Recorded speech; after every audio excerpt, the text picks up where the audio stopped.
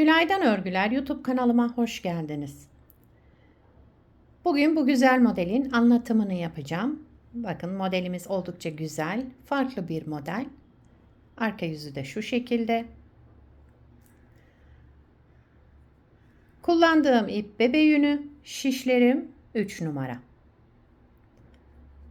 Bu modelde ilmek sayısı 6 ve 6'nın katları artı 5 olması gerekiyor.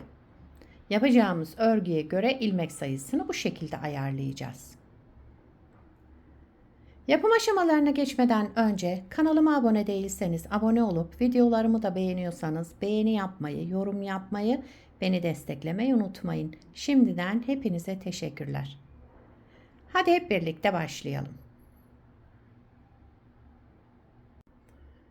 İlmeklerimizi alarak başlayalım.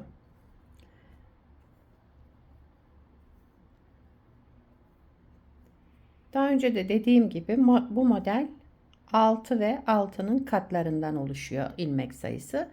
En sonuna da 5 ilmek ekliyoruz.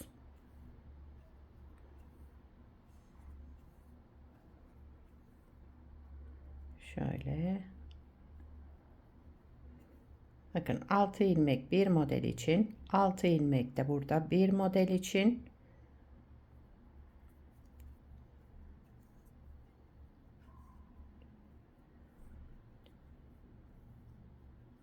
Ve 5 ilmek de sonuna ekledim. Toplamda 2, 4, 6, 8, 10, 12, 14, 16, 17 ilmeğim var. 17 ilmekle modelimi kuracağım. Ben lastiksiz başlayacağım bu modeli. Onun için şöyle bir sıra ters örüyorum. İlmeklerimi çıkardıktan sonra zemin hazırlamak için şöyle bir sıra ters örüyorum. Örgümün ön yüzüne geçince modelimi orada kurmaya başlayacağım.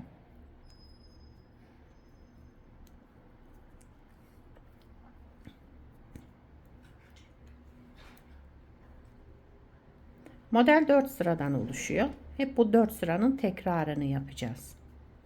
Eğer siz lastik yaptıysanız lastiğin ön yüzünde modeli kurmaya başlayabilirsiniz.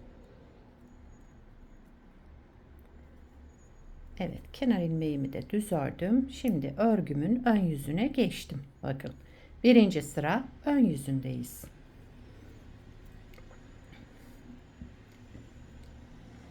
Kenar ilmeğimi örmeden aldım. Birinci sıra ön yüzündeyim.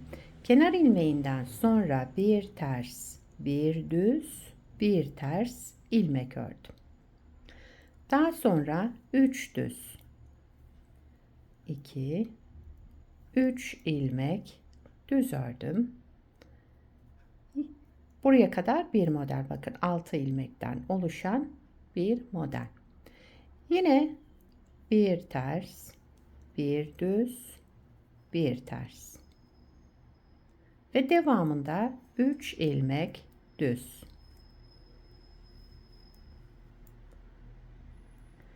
Sıra sonunda bir ters, bir düz, bir ters ilmekle sıramı tamamladım. Kenar ilmeğimi düz örüyorum. Birinci sıra ön yüzünde yapacağımız işlem bu. İkinci sıra arka yüzüne geçtim. Kenar ilmeğinden sonra buradaki 3 ilmeği olduğu gibi örüyoruz. Düzü düz, tersi ters. 3 terse gelince önce bir artırma yapalım. Daha sonra bir ters ilmek örelim. Bir artırma yapalım. Bir ters ilmek örelim. Bir artırma yapalım. Üçüncü ilmeğimizi düz örelim. Şöyle. Bir düz, bir ters, bir düz. 3 terse gelince önce bir artırma, daha sonra bir ters ilmek, bir artırma, bir ters ilmek, bir artırma, bir düz ilmek. Kalan 3 ilmeğimizi de yine düzü düz, tersi ters örüyoruz. Bunlar ara modelimiz. Evet.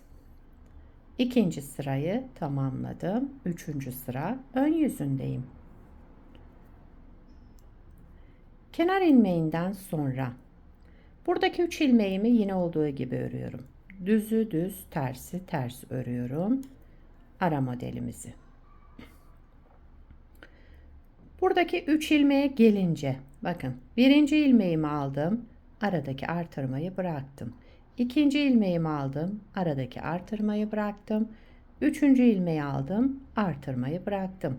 İlmeklerimin bu şekilde boylarını uzatmış oldum artırmaları bırakınca.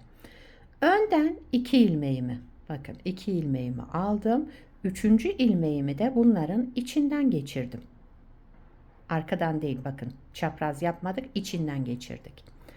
Bunu örmeden aldım sağ şişimi. Daha sonra bir artırma yaptım.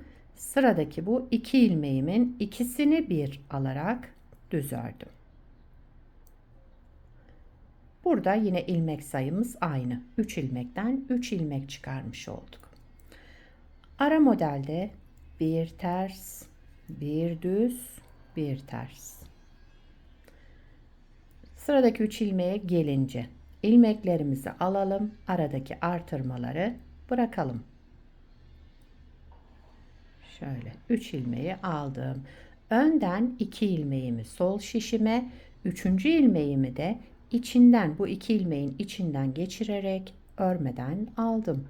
Daha sonra bir artırma yaptım. Sıradaki bu 2 ilmeğimin ikisini bir alarak düz ördüm. Sıra sonunda bir ters, bir düz, bir tersle ara modelimi ördüm ve kenar ilmeğimi düz ördüm. Dördüncü sıra arka yüzündeyim.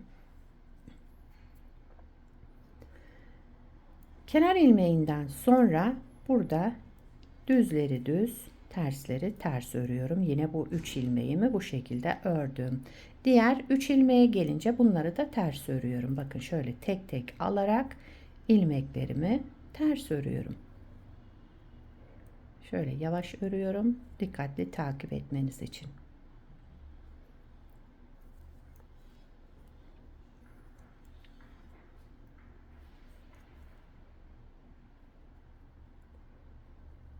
Ara modelde bir ters, bir düz, bir ters ördüm.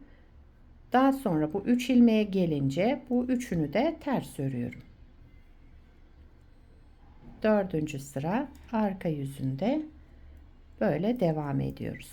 Sıra sonunda yine ara modelde düzleri düz, tersleri ters ördüm.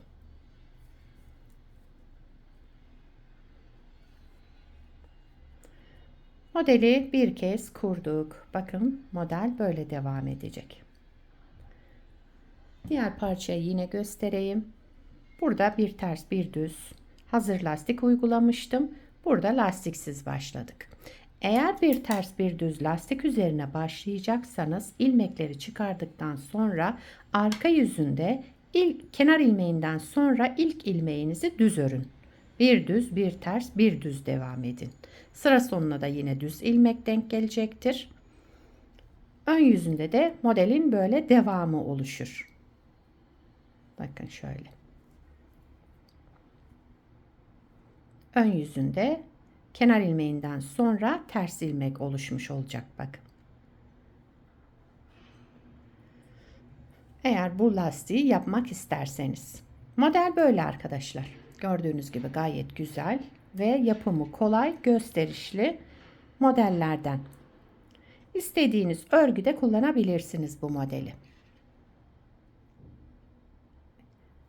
Yapacak olanlara kolay gelsin. Bir sonraki videoda görüşmek üzere. Hoşça kalın.